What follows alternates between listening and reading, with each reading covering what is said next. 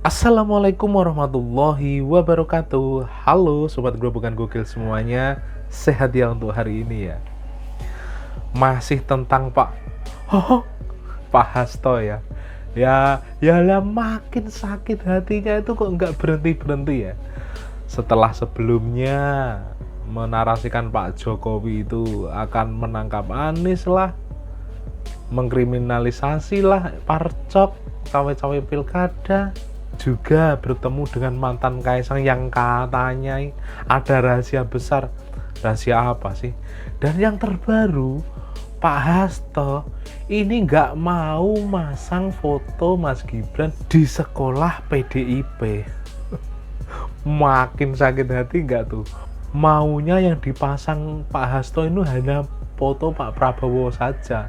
Padahal yang dibeli rakyat kan Prabowo Gibran. Kenapa yang dipasang hanya Prabowo doang? Sakit hati kok sampai sebegitunya. Nggak sembuh-sembuh ya. Namun pernyataan dari Pak Hasto tersebut menuai tanggapan dari banyak pihak ya. Dari netizen dan juga Mardigu yang secara gamblang mengakui bahwa Mas Gibran itu pantas jadi wakil presiden.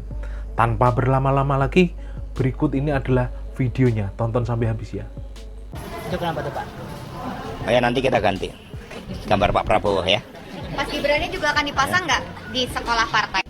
Jadi di tempat ini kami berikan tempat bagi Presiden Prabowo. Untuk wakilnya Mas?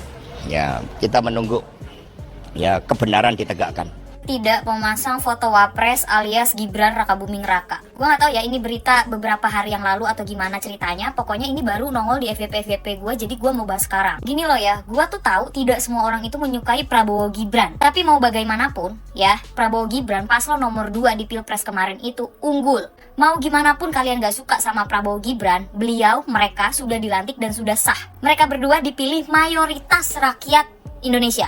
Suka nggak suka, senang tidak senang, Prabowo Gibran itu sudah memenangkan banyak hati mayoritas Indonesia, 58% kalau nggak salah waktu itu. Rakyat sudah memilih, mayoritas sudah memilih Prabowo Gibran. Kenapa bisa tidak ada foto wapres di situ? Bahkan ya, banyak yang memilih paslon nomor 2 kemarin itu gara-gara ada Gibran, ada penerusnya Bapak Jokowi. Jujur ya, keluarga gua pun memilih Prabowo itu karena ada Gibran. Gua pribadi memilih Bapak Prabowo juga karena ada Mas Gibran. Dibarengi dengan gue akhirnya nyari tahu tentang Bapak Prabowo gitu ya, dan akhirnya gue salut juga sama beliau. Jadi gue mempelajari sejarah Indonesia ulang. Menurut gue ya, kenapa jadi malah lebih berfungsi dan lebih aktif admin Gerindra? Sorry to say. Gue mau tanya, sebenarnya orang-orang mau wakilnya itu siapa? Maunya foto yang dipajang itu foto siapa? Oke lah, positive thinkingnya mungkin fotonya belum selesai dicetak. Tapi masa iya sih? Kayaknya enggak deh. Mau ada atau tidak ada foto wapres tersebut, wapres kita tetap Gibran Rakabuming Raka. Bahkan ada satu hal yang gue percayai, sekalipun kemarin tidak ada Bapak Prabowo, gue yakin suara Gibran itu juga bisa menang. Menurut gue, ini kan udah dilantik ya seharusnya bisa dong menghormati dan menghargai gitu. Apalagi ini pilihan mayoritas rakyat Indonesia. Waktu kecil, zaman gue sekolah, gue itu belajar PPKN. Harus menerima apapun keputusan suara terbesar yang sudah dipilih oleh rakyat. Di mana-mana, foto wapres itu wajib ada di samping foto presiden. Di dinding-dinding sekolah pun, di rumah sakit pun, itu ada foto presiden dan wakil presiden. Bukan presidennya doang, bukan wakil presidennya doang. Jangan mentang-mentang kita ini rakyat kecil yang tidak punya jabatan dan tidak punya pangkat ya, bisa diragukan gini loh. Kalau pejabat tinggi negara aja nggak mau dengerin suara rakyat kecil, gimana rakyat-rakyat itu mau percaya sama petinggi-petinggi negara? Gratifikasi itu gini Ferry, salah satu bentuk korupsi berupa pemberian dalam pengertian yang luas. Itu bisa barang, bisa jasa, bisa suatu komisi, bisa diskon, bisa pemberian suatu tiket pesawat, penerbangan gratis. Keduanya sama-sama sakit hati ya. Cie, Pak Hasto ada tamu ya? Bisa nggak sih tamunya dikasih tahu itu siapa? Siapa sih itu? Baru muncul ke pembukaan soalnya itu tamu Pak Hasto. Nanti ya Pak Hasto, kalau Pak Hasto begini, nanti dikasih judul sama orang, perkumpulan hati yang terluka gitu, ya kan guys ya. Yang satu Pak Hastonya kecewa sama Pak D, yang satu kecewanya sama siapa misalnya gitu. Nah kenapa ini Pak Hasto tiba-tiba Pak Hasto membahas tentang gratifikasi lagi. Nah tadi juga menyinggung tentang private jet gitu. Mudah-mudahan perbincangan Pak Hasto dengan tamunya Pak Hasto ini bisa dan ada pengaruhnya untuk bangsa dan negara kita ya Pak Hasto. Mengenai private jet nih Pak Hasto, tolong dong juga disuarakan mengenai private jet yang pernah dipakai sama Pak Mahfud MD juga Pak Ganjar.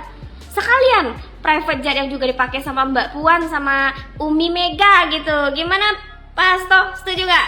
Ini rakyat yang bersuara loh, ya guys ya, setuju gak? Maaf, saya ngomongnya Kang Mas Gibran. Maaf Kang Mas Gibran, saya belum mandi. Apa jawabannya? Aku juga belum mandi. Kita pagi harus ikut ini. Oke, ngobrol kita. Saya nanya, gimana caranya 2 tahun lu naikin PDB-nya Solo? Saya ngomong apa adanya, ini benar-benar 4 mata loh ini, dan ini true story. Jawaban dia, saya kan anak presiden. Ya Mas Ibas, Mas Ahy, Mbak Puan, Mas Ilham, ya semua anak presiden. Benar. Wajar semua anak presiden saya dikenalin sama Menteri Anu, Presiden Anu, Sultan Anu. Wajar dong gitu. Nah waktu saya jadi wali kota, saya WA, saya telepon program ini, program itu. Ada 1, 2, 3 yang nyantol 1. Asal itu selalu saya undang Pak Ganjar, dan Pak Ganjar jarang datang. Dan itu benar-benar dialog yang tektok. Ini saya bilang Kang Mas nanti itu jam 7 dia mau live, mau debat.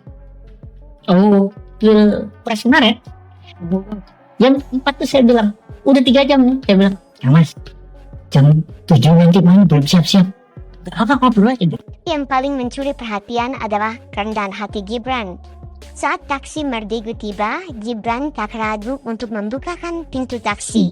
Gibran yang kini menjabat wakil presiden tetap menunjukkan sikap sederhana dan menghormati lawan bicaranya. Bahkan sopir taksi pun sampai terheran-heran. Itu tadi Mas Gibran ya Mas, hanya sopir ke Mardigu. Izin, saya bilang Mas Prin, saya panggilin taksi. Enggak. Kan itu di hotel. Itu taksi dipanggil, dia keluar bukain pintu, saya tutup. Nangis dulu sama. Dia tutup sampai saya misal. Dia buka pintu, saya masuk, dia tutup pintu. Terus saya besok taksinya bilang, Pak itu Gibran. Tutupin. Tahu kan aja. Dan teman-teman, maaf ya, pengalaman pribadi gua. Dan kalimat terakhir saya bilang, saya harus deklarasi nggak kalau saya dukung Pak Prabowo? Bisa kata dia gitu. Nanti followermu pada ninggalin bapak kita ini kan. Dari cerita ini satu hal yang jelas, Gibran memiliki potensi besar sebagai pemimpin muda yang akan datang. Ia bukan hanya pandai memanfaatkan akses dan jaringan, tapi juga memiliki kemampuan untuk berpikir strategis dan menjawab tantangan dengan solusi yang konkret. Namun, ini baru permulaan.